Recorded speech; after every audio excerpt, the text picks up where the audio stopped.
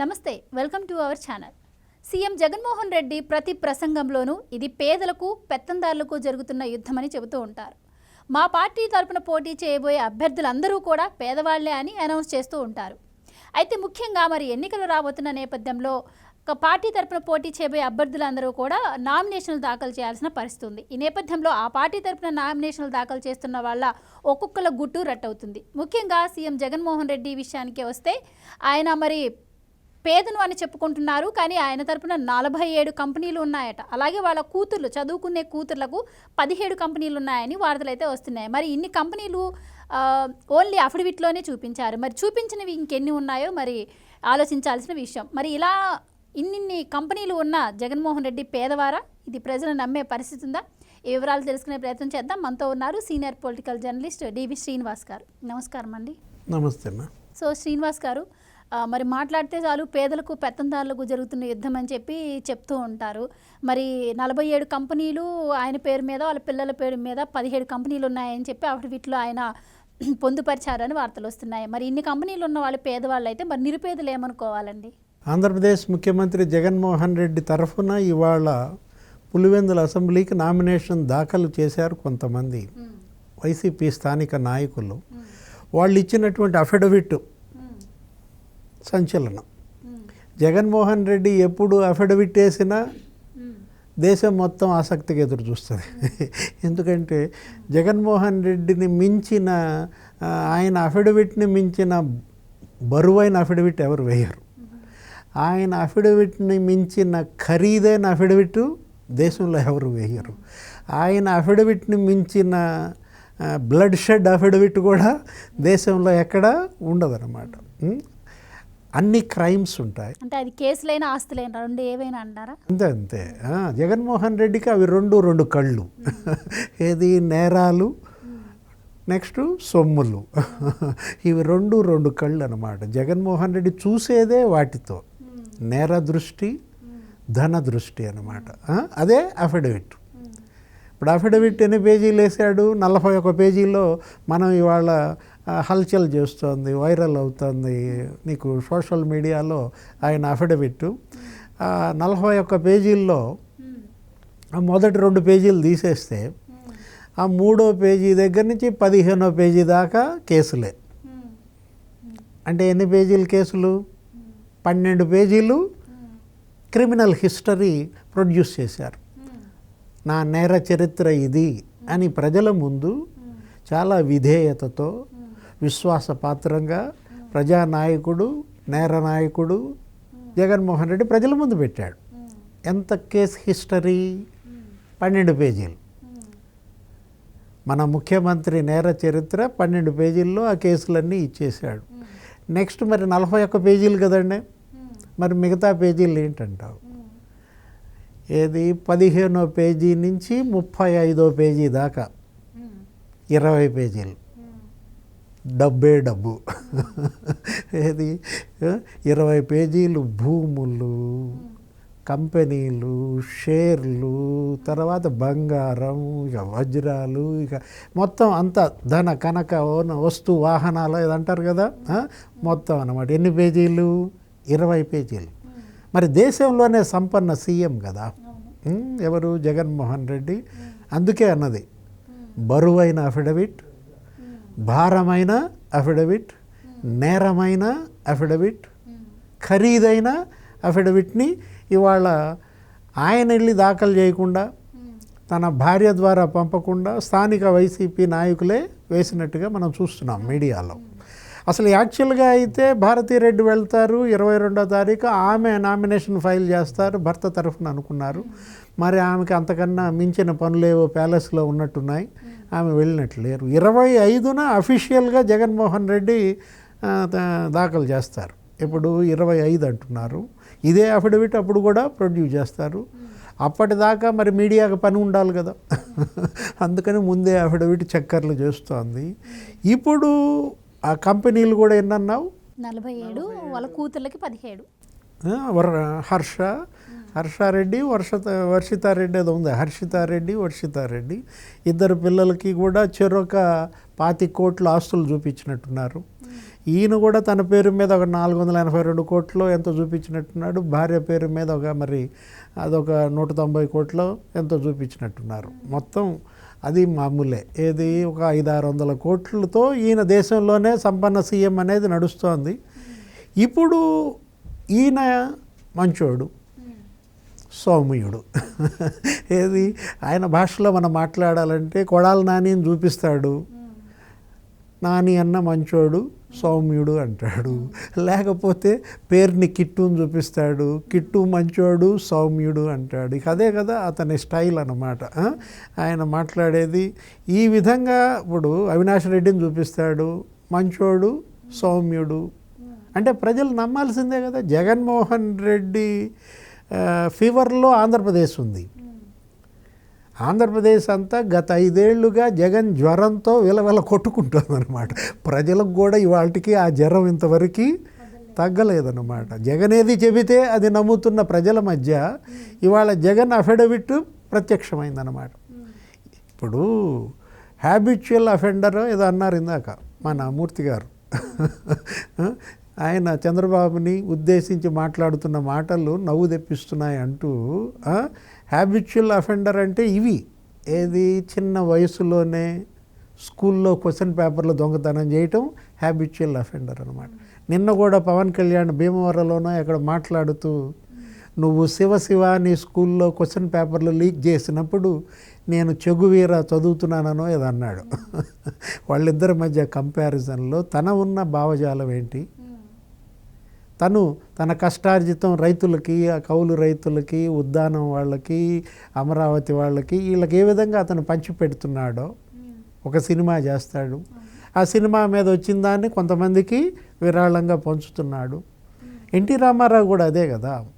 కళాకారుడు కళలకే కాదు సామాజిక సేవకి బద్దులై ఉండాలి అని అసలు ఎన్టీఆర్ఏ సామాజిక సేవని తీసుకొచ్చాడు. ఏది రాయలసీమ క్షామ బాధితులను ఆదుకోవటం కానీ, దివిసీమ తుఫాను బాధితులను ఆదుకోవటం కానీ. నీకు అసలు ఆయన పేరు మీదే ఒక నిధి ఉంటుంది కేంద్ర ప్రభుత్వం దగ్గర, ఎన్టీఆర్ రక్షణ నిధి అని. ఆయన ఇలా జోలెపట్టి సేకరించిన విరాళాలతో రక్షణ నిధి కూడా ఇచ్చాడనమాట. ఇలాంటి కళాకారుడు సామాజిక సేవ గత చరిత్ర. దానికి ప్రజెంట్ ఎగ్జాంపుల్గా పవన్ కళ్యాణ్ వీళ్ళు కొంతమంది నిలబడతారు. సినిమా యాక్టర్లు కూడా చిరంజీవి ఆ బ్లడ్ బ్యాంక్ పెట్టడము సామాజిక సేవ, నందమూరి బాలకృష్ణ క్యాన్సర్ హాస్పిటల్ చైర్మన్గా, లేకపోతే ఈ ఎన్టీఆర్ బ్లడ్ బ్యాంకు, స్కూల్స్ మనం చూసాం. ఎన్టీఆర్ చారిటబుల్ ట్రస్ట్ ద్వారా నందమూరి బాలకృష్ణ కళాకారుడుగా అతను సామాజిక బాధ్యతగా తండ్రి దీన్ని తీసుకువెళ్ళటం. అవి కొందరు కొన్ని కోణాలు. ఇది అసలైన కోణం. ఇది ఏది ఇప్పుడు ఏది నేరాలు, డబ్బు, ఏ విధంగా దాడులు, దౌర్జన్యం, ఇది జగన్మోహన్ రెడ్డి తీసుకొచ్చినటువంటి చరిత్ర. ఇప్పుడు ఇవాళ పిల్లల పేరు మీద కూడా మనం చూస్తున్నాం.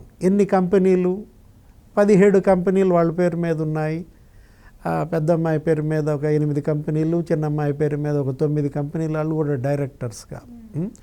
ఎక్కడి నుంచి వచ్చింది ఇంత సంపద? ప్రజలు అడిగే మొదటి ప్రశ్న. 2004లో రాజశేఖర్ రెడ్డి పరిస్థితి ఏంటి? దివాళా తీసే పరిస్థితిలో ఆయన అప్పులు పెరిగిపోయి ఆయన ముఖ్యమంత్రి కాకపోతే నేను ఆత్మహత్య చేసుకోవాల్సిన పరిస్థితి అని ఇప్పుడు ప్రజెంట్ జగన్మోహన్ రెడ్డి క్యాబినెట్లో ఉన్న మంత్రి దగ్గర వాపోయాడని మనం మీడియాలో చూసాం. ఏది ఆయన ఇక్కడ ఉన్నటువంటి తన హైదరాబాద్లో ఉన్నటువంటి తన స్థలాన్ని రెగ్యులరైజ్ చేసుకోమని చేయమని అభ్యర్థించాడు అప్పటి ముఖ్యమంత్రి చంద్రబాబుని. ఈ స్థలాన్ని రెగ్యులరైజ్ చేస్తే నేను నా అప్పులు తీర్చుకుంటాను, నాకు ఈ చేసి పెట్టండి అని ఒక ప్రజాప్రతినిధిగా రాజశేఖర రెడ్డి లేఖ అప్పటి ముఖ్యమంత్రికి ఇచ్చింది. ఇవాళ సెక్రటేరియట్లో కూడా ఉంటుంది, పబ్లిక్ డొమైన్లో ఉంటుందన్నమాట. ఇప్పుడు అలాంటి రాజశేఖర్ రెడ్డి మరి ఆయన ముఖ్యమంత్రి కాగానే 5 ఏళ్లలో కుబేర్లు అయిపోయారు. అధికారాన్ని అడ్డం పెట్టుకుని జగన్మోహన్ రెడ్డి క్విడ్ ప్రోకో ద్వారా పెట్టని కంపెనీలకు 1000 కోట్ల పెట్టుబడులు ఎలా తెచ్చుకున్నాడో అదొక క్విడ్ ప్రోకో 1.0గా హార్వర్డ్ విశ్వవిద్యాలయంలో ఒక కేస్ స్టడీగా అక్కడ ఉన్నటువంటి ఎకనామిక్స్ ఆ స్టూడెంట్స్ అందరికీ కూడా ఒక పాఠ్యాంశంగా మారింది. అక్కడెక్కడో భారతదేశంలో ఆంధ్రప్రదేశ్ అని ఒక రాష్ట్రం ఉందంట, అక్కడ ముఖ్యమంత్రి ఉన్నాడు రాజశేఖర్ రెడ్డి అట్ట, అతని కొడుకు జగన్మోహన్ రెడ్డి ఒక కొత్త రకం అవినీతిని క్రియేట్ చేశాడు, నీకెంత నాకెంత, ప్రభుత్వంలో మీరు భూములు తీసుకోండి, నా కంపెనీల్లో పెట్టుబడులు పెట్టండి, ప్రభుత్వం నుంచి మీరు గనులు తీసుకోండి, నా కంపెనీలో పెట్టుబడులు పెట్టండి, ప్రభుత్వం నుంచి మీరు నీళ్లు తీసుకోండి, నా కంపెనీల్లో పెట్టుబడులు పెట్టండి అని చెప్పి అతను ఎలా సంపాదన 100 కోట్లు 1000 కోట్లు 1,00,000 కోట్లకి చేరిందో మనం చూసాం. సిబిఐ అఫిడవిట్ కూడా ఏం చెప్పింది, 43,000 కోట్ల అవినీతి అక్రమార్జన జగన్మోహన్ రెడ్డి అని సిబిఐ హైకోర్టుకే వేసిన దీంట్లో ఇప్పుడు క్విడ్ ప్రోకో 2.0, ఆ అఫిడవిట్ ఏమో క్విడ్ ప్రోకో 1.0. అది తండ్రి అధికారాన్ని అడ్డం పెట్టుకుని ముఖ్యమంత్రి పదవిని దుర్వినియోగం చేసి కొడుకు సంపాదన పడగలెత్తటం. ఇది దేశంలోనే సంపన్న సీఎం క్విడ్ ప్రోకో 2.0 ద్వారా ఏ విధంగా మరి 4-5 లక్షల కోట్లు ఈ 5 ఏళ్లలోనే కొల్లగొట్టాడు అనేది ఇవాళ తెలుగుదేశం, బీజేపీ, జనసేన పుస్తకాలు వేసి ప్రజల్లోకి వదిలాయి. అంటే మనం ఇందాక అనుకున్నాం జగన్మోహన్ రెడ్డికి 2 కళ్ళు, ఏవేంటి, నేరం, నెక్స్ట్ డబ్బు. నేర దృష్టి, ధన దృష్టి తప్ప ప్రజా దృష్టిని కోల్పోయినటువంటి పాలకుడిగా జగన్మోహన్ రెడ్డి ఇవాళ మళ్ళీ ప్రజా తీర్పుకు వస్తున్నాడు. మరో 20 రోజుల్లో ఎన్నికలు ఉన్నాయి. ఈ 20 రోజుల ముందే అతని తప్పు లేదు, తప్పు జగన్మోహన్ రెడ్డిది కాదు. మనం జగన్మోహన్ రెడ్డిని కూడా తప్పు పట్టకూడదు. ఆయన చెబుతున్నాడు ఇది నా నేర చరిత్ర. 41 పేజీల్లో ఎన్ని పేజీలు చెప్పాడు, 12 పేజీలు ప్రజల ముందు పెట్టేశాడు కదా. మరి తప్పు జగన్మోహన్ రెడ్డిదా ప్రజలదా?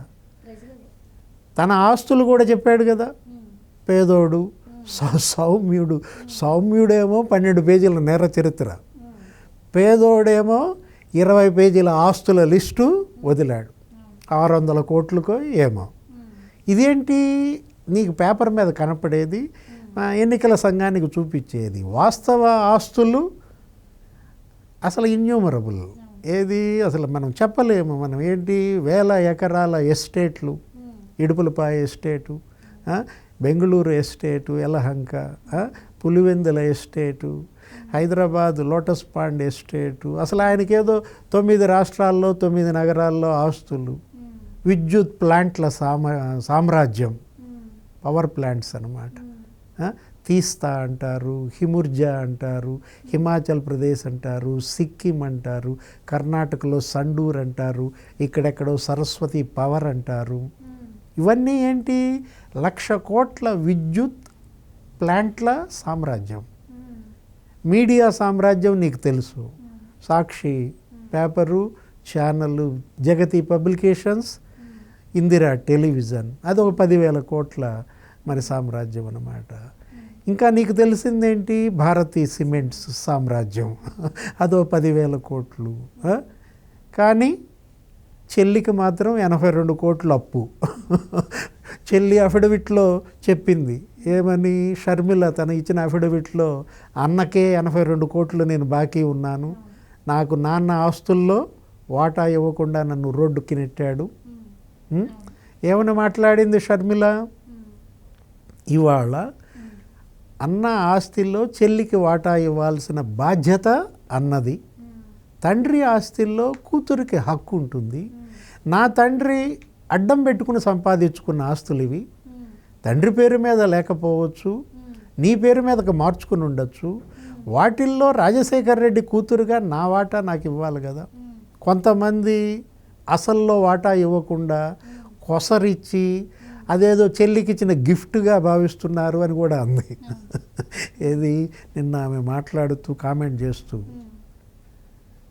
దేశంలోనే సంపన్న సీఎం తన చెల్లికి 82 కోట్లు అప్పిచ్చి ఆ చెల్లిని రోడ్డు పాలు చేసిన దీంట్లో మనం ఇవాళ 2 అఫిడవిట్లు ప్రజల ముందు ఉన్నాయి, ప్రజా కోర్టులో ఉన్నాయి. చెల్లి అఫిడవిట్ షర్మిలది నిన్న చూసావు, అన్న అఫిడవిట్ ఈరోజు చూసావు. డిసైడ్ చేయాల్సింది ఎవరు? ప్రజలు చేస్తారా? చూడాలి. మరోసారి జగన్ మాయలో ఈ జనం పడతారా? లేదు జగన్కే జనం మాయ రుచి చూపిస్తారా? ఎన్ని రోజులు ఆగుదాం? ఇంకొక 20 days.